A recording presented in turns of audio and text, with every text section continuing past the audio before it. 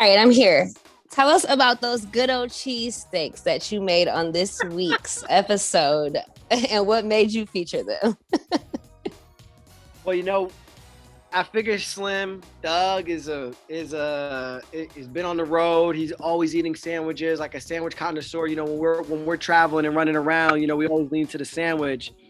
Philly cheesesteak is one of my favorite sandwiches, but I wanted to show everybody the upgrade of it. So going to your butcher shop, getting some sirloin, getting it sliced thin, not them steakums, and then making your cheese sauce. So that was one of the sandwiches that the reason why I focused on that.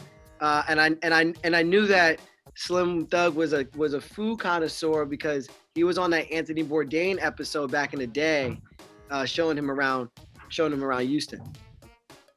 All right, tell us about what was the most special thing about filming Saturday's episode. I think for me, it was being special, having somebody on an episode of music that I listen to. I've seen careers come up and explode. And he's a really smart entrepreneur. So we were able to chop it up about some things besides music and culture. I'm gonna do a maple glaze pastrami. Man. I have some beautiful multi-grain bread, some lettuce, some heirloom tomatoes, and then I'm gonna make an aioli, which is a mayonnaise.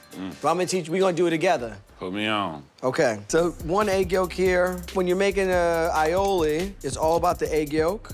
It's a form of a mayonnaise. So 2 egg yolks. Gonna take a little bit of Dijon mustard. Just throw that in there. Just like this is mayonnaise. This is house-made mayo. Wow. House-made mayo. Now, you want to show off for the, like you said, for a young lady? All right, so I'm gonna whisk this here, and you're gonna pour in slowly the oil. Okay. Slow. Don't tell me when to stop. I'm gonna tell you, just let it flow slow. Keep it going. Yeah, there we go. That's like that culinary school pour. Keep it going. We're probably gonna put the whole bottle in. Oh, the whole bottle. But don't put it in too fast. Step up the pour. It's coming together nice. All right, we'll stop right there. Nice job. Appreciate it. I'm gonna add in a little bit of salt, lemon juice. I like a little bit of raw garlic for spice. You like spice? I like garlic. Okay, so we good. In this pan here, I'm gonna glaze up some of our pastrami. So butter. Put this pastrami in there, toast it up, some salt. Then I'm gonna add a little bit of maple syrup so it can get nice and glazed, really nice. Oh, this is gonna be delicious. You've had a chance to interact with a lot of wonderful people. Who has made you the most starstruck, so to speak, on Just Eat? On Just Eat, I'm sorry. I'm not like a starstruck person. That's a hard one for me. Because who are they, huh? I was like... No, for me, and I'll break it to you down like this, the kitchen breaks down all those barriers because we're chopping about food. And I think that's the beautiful thing about Just Eats is that everybody can be themselves. They don't have to put up a persona. The food breaks it down, the deliciousness, having a cocktail, really just talking about life, I think really helps it all. You have me thinking, because I'm in season 3, like who was Malik Yoba was great in season 1. Having him on the show, probably a little star moment there. Who else? Wow. I feel like everybody's just a homie when they get in the kitchen. Okay, I'll take that. What's the most complicated? Well, let's say this. What's the best and most complicated thing about filming Just Eats? I would say this season complication was COVID, right? Everybody had to get rapid tested, keeping everybody socially distanced. None of that sitting on the couch between breaks, chatting it up as we were getting ready to cook something else. So I would say that was probably the most difficult part coming off of season 1 and season 2.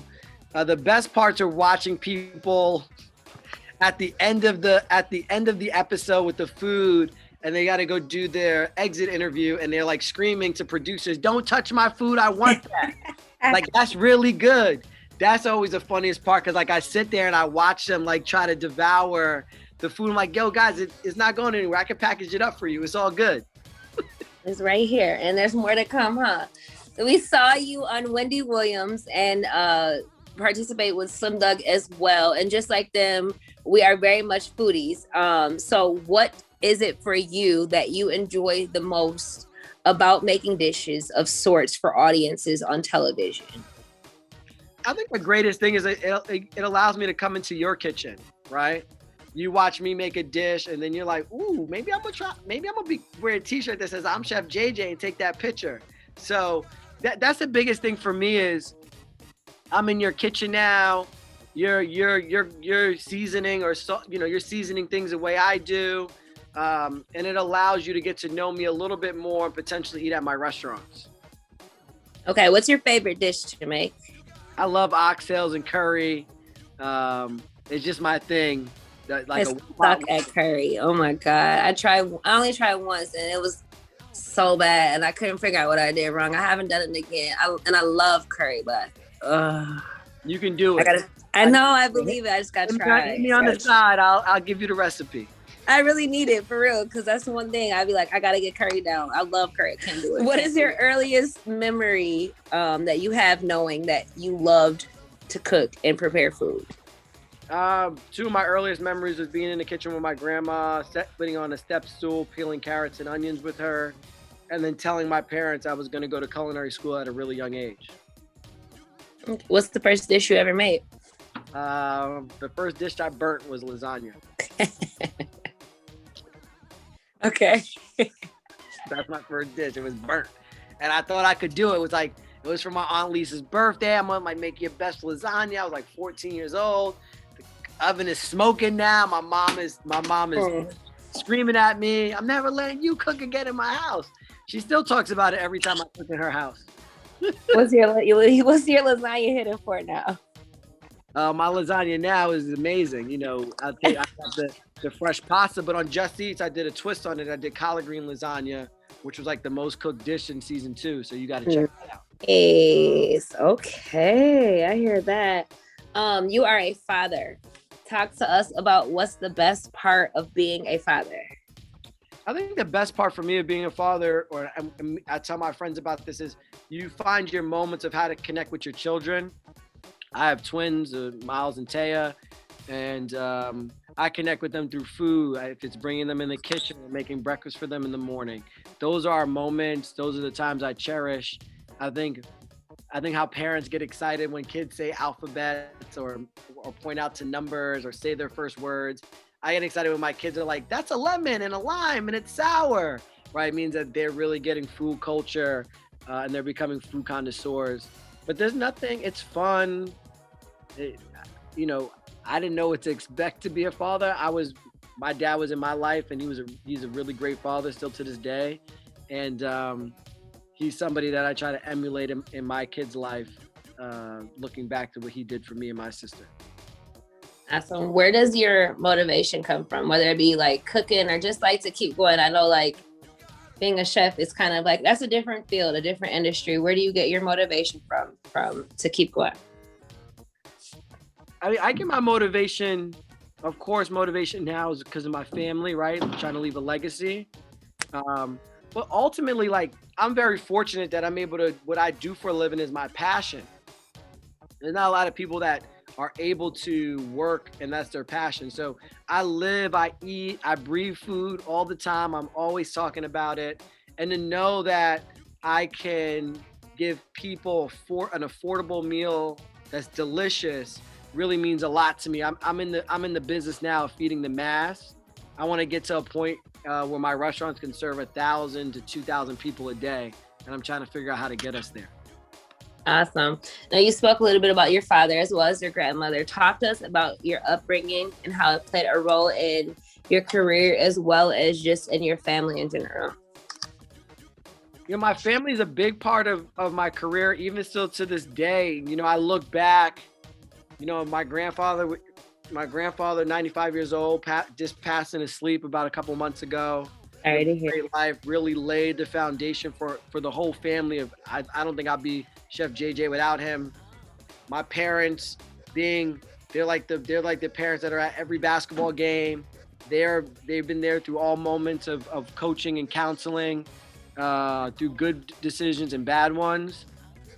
But my Uncle Donald and my Aunt Lisa played a big part in my childhood. They made sure that I was eating food that most kids wouldn't eat because I told them I wanted to be a chef. If it was raw clams or making crab cakes, they were big food connoisseurs. So they were always pushing me through my limits. And they all dropped me off at culinary school, everybody. And then when I moved to New York, I lived with my Aunt Jeannie and my Aunt Estelle because I couldn't afford an apartment. I probably paid them more money through going to the grocery store, getting them stuff or whatever it was. But it really molded me to realize that, families have to help. And you can tell I'm in New York, you can hear the sirens. I love it. Family is really the backbone to most people's success. And I've been very fortunate to have my family as my backbone to help me start up a restaurant, go to culinary school, get me through bad decisions that I might have made in my life or things that I've been through. I'm very fortunate for all of them. All right, that's awesome. So I'm currently and I'm from Minneapolis, and Monday, the trial for the murder of George Floyd will begin. And I'm really interested in knowing your view on that whole situation. And what would you like to see come after the trials and everything is over with, between like the community, policing, and just everything in general? You asked me a fully loaded. That's fully loaded. I know. So I wrote a piece for Esquire, op-ed on Esquire, probably right after George Floyd was killed, about just being black and in my industry. I put it back on my industry, like my call to action. I was arrested by the cops in New York City and beat up by them.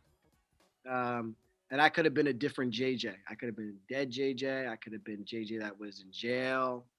Luckily, my family and having access to things allowed me to live a different path. And I was falsely arrested and beat me up. It was terrible. So when I saw, what I would say step one for me is I want the George Floyd trial to be a trial. I want men that were on trial for murder, right? I don't want this. These aren't cops anymore. This isn't, these are men that murdered somebody, and that's how I want the trial to start off with, and people to look at it. That's step one. And I think a lot of people have not been able to get past that step, right? And for me and you, we see this happen all the time, right? We might even have family or friends that have went through moments like this. And then after this, I think it's really necessary for communities to sit down with each other. And I don't mean like community leaders per se, right? Like I mean the real community. And when you look at Field Trip, we're on between 115th and 116th in Harlem on Malcolm X Boulevard. And during the presidential run, I used to reach out to people and say, hey, you need to come to Field Trip and hold a town hall, or you need to come and talk to the people in this corridor of Harlem. Because these people are the working class people, the backbone of America. And I feel like a lot of people forget that. So community leaders, or not the people that actually live in these communities, need to be able to sit down with law enforcement, sit down with councilmen and women, sit down with senators, right? Because without these people, there is no America. There is no small community. There is no town in Minneapolis. And we always want to work around that. We only want to come to those people when we need a vote, when we need something done. And that's what I would like to see happen. That's the only way things will start to come at ease, because the everyday person will have a voice to see something in their community that needs to change. And it's going to be a rough, next 2 weeks or a month, because they're going to try to paint a picture of a man that didn't deserve didn't deserve to die. They're going to try to say he had drugs, or he was drunk, or he was convicted. He was assaulting women. They'll use all the tactics in the book, what they do to black men and black women, to paint a picture against us, regardless to justify the death, which is just insanely wrong. Yeah. We've gotten to the point, I think, out here, and just in general, I think a lot of people are getting frustrated with it being addressed as the George Floyd trial rather than the Derek Chauvin trial. And it's like, that's not what it is. Like, even they began, he didn't do nothing, like, it's not him, it's them, they began like setting up barricades and things like that. I saw that on the news that they were. It's crazy. It's real. Like, nothing's even like, you see people outside? Do you have threats? Like, most people, I really believe this. Most people want to see the trial. Most people want to sit back and watch and actually see what happens. And then after the trial, there might be protests and unrest. Those things might happen. But people actually want to see if there's going to be justice served, right? It's like, you're just telling us there's no justice ahead of time. It's kind of disgusting, actually. Especially like to be in the midst of it. It sucks. It sucks because it's like it sets you up for what we hope is not to come, but what is very likely. And it's so unfortunate. But remember this, George Floyd, and it's sad, right? But what occurred opened the eyes of some people. Absolutely. And you surround that with COVID. I call it the reset. And it started that a man's life had to get taken away. My grandfather used to say to me, I grew up in Pennsylvania. There used to be this intersection where people would almost like hit each other. And he would say, until somebody dies, they'll put up a light. Yeah. They need to put a light up, but they won't put a light up until somebody dies. Or the wrong person dies. Yeah. And, so yeah, all those men should be on trial. So yeah, I hope that everything works out. That's all we can do. We can just hope. We can hope everything turns out right. We can hope that society responds properly. And I hate to say that because I don't know what that even means. We're just having been involved in some of the protests and the things after the initial murder took place. Protest? Oh, did I protest? I protested. I was out there when that semi was on the highway and they said that he didn't try to kill us. I was there. He tried to kill us, I was there. Wow. So yeah, that was that was last time. All I can say is that I hope the response and things, it was different. I've never been involved into things like that, or I guess it never was, No, but listen, you're watching it you see it on television every day. You watch it and you're like, hold on, bring that back. And then to have that, to sit and watch it. I live downtown. And so to be on my balcony, that's really how it started. I didn't initially plan to, get into the protest. I didn't really, I guess I still was like, I felt it, but I didn't get it, but to watch. And that's really how it started. I would sit there on my balcony and see people just walking down the streets. And me and my sister finally jumped out and we went with them. And chills. Well, God bless you. You can always call on me to be a voice in any matter. But yeah, check out my Esquire piece. You could really see what I wrote about. And when you say you want to see a change, right? I called on my industry a very racist industry. The restaurant industry is one of the most racist industries. Yeah. And we touch the most people in the world. Can you make your dining room more diverse with hiring?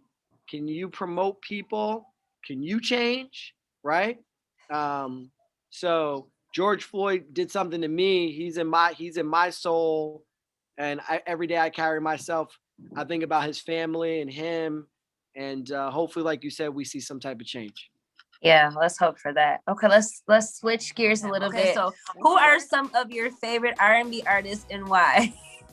Woo, my favorite are Mariah, Carl Thomas. You want the past or you want today? What do you want? I want what you giving me. I'm feeling it. I'm here for it. Jodeci, her. I mean, I love John Legend, Maxwell. I mean, I could go. I mean, I love the '90s. I love the '90s R&B. I love modern day. I think R&B it rocks. It gets your soul. You can remember what car you were driving when that song was on, who you broke up with, all the good moments. You know, all that stuff.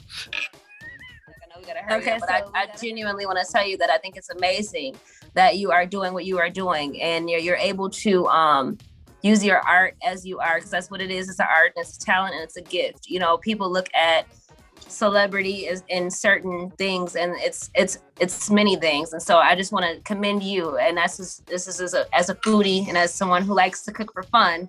I think it's amazing that you've taken that and you are able to do what you're doing. I have so many more questions, but I'm going to honor the time, so we're going to do that. Is there anything else you want to I'll come back another time and chop it up with you. For sure. Only thing I want to leave everybody with is, you know, go support your local restaurants. Restaurants need your support now. So I'm not telling you to go 10 blocks away. Just whatever's in your corridor, go get a meal from them, check up on them, see how they're doing, because they need your help. Awesome. Thank you so much, Chef JJ, for coming in